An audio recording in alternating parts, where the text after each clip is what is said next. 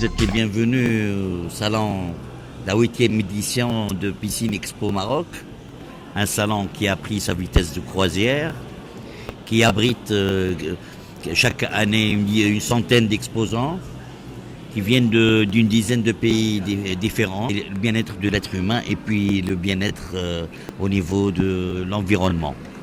Cette année, on mise beaucoup sur l'environnement. Il y a le côté bio et tout ce qui est énergie renouvelable, tout ce qui est piscine avec chauffage solaire. Euh, on est très satisfait cette année aussi de cette édition qui a commencé mercredi 1er, qui finit le samedi 4 à 19h. Et on souhaite que les visiteurs soient nombreux, que ce soit des professionnels, que ce soit des particuliers qui ont besoin de piscine, spa, bien-être, jardin, tout ce qui est autour du jardin aussi. Voilà. Donc bienvenue à tout le monde à l'office d'échange Route El Jadida. Je vous en prie.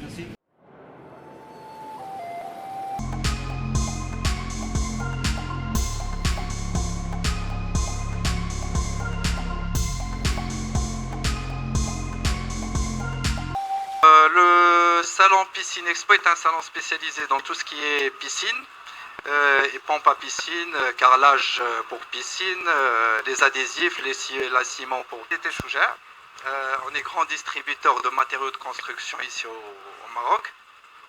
On représente une nouvelle marque de ciment et de tout ce qui est colle pour carrelage et étanchéité pour tout ce qui est application piscine.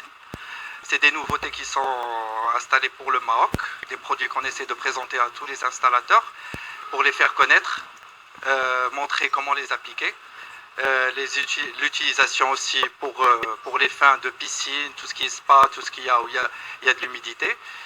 Et on assiste à ce salon pour mettre en avant ces nouveaux produits.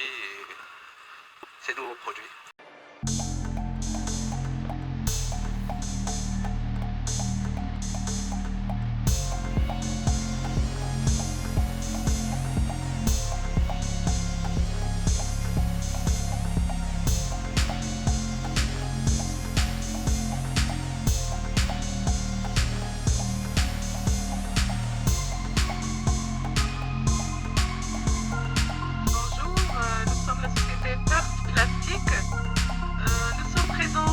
Nous sommes présents dans ce salon de Piscine Expo pour exposer nos raccords pression et nos tubes en PVC pression qui sont utilisés pour les piscines.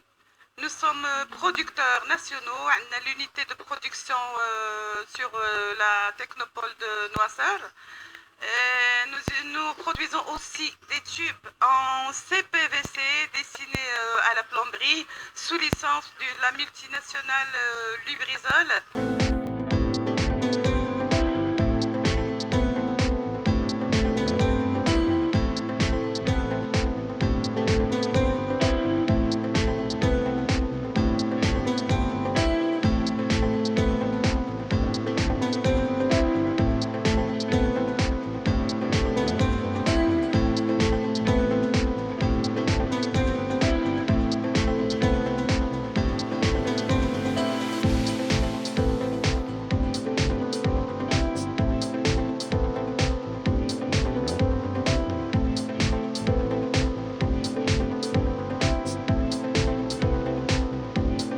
Aujourd'hui, le monde commence à prendre conscience de la réalité africaine.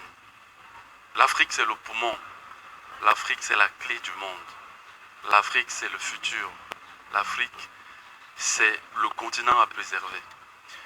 Il n'y a presque plus rien à faire aujourd'hui en Europe ou en Amérique parce que on a détruit l'écosystème. Il n'y a que des immeubles partout en Europe. En Afrique, il y a encore beaucoup à faire.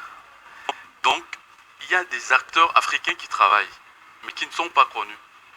Quand on parle de l'Afrique, on se dit que tout le monde est dans un état de dormance.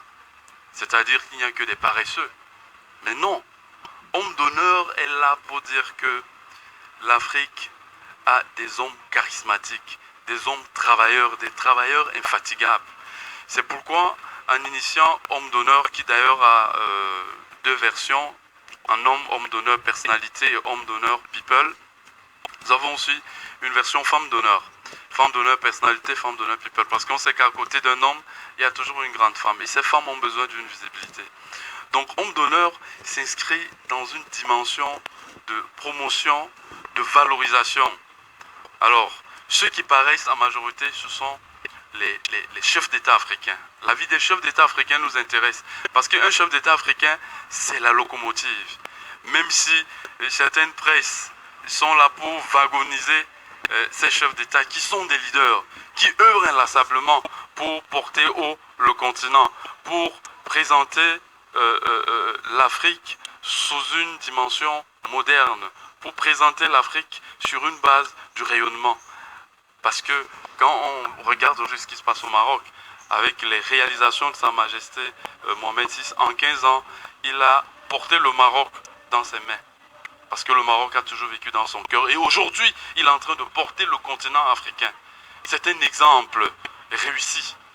C'est pourquoi Homme d'honneur est là pour dire le travail, les efforts fournis, je dirais même des surefforts. Parce que ce que Sa Majesté le roi Mohamed VI fait aujourd'hui, il ne dort pas.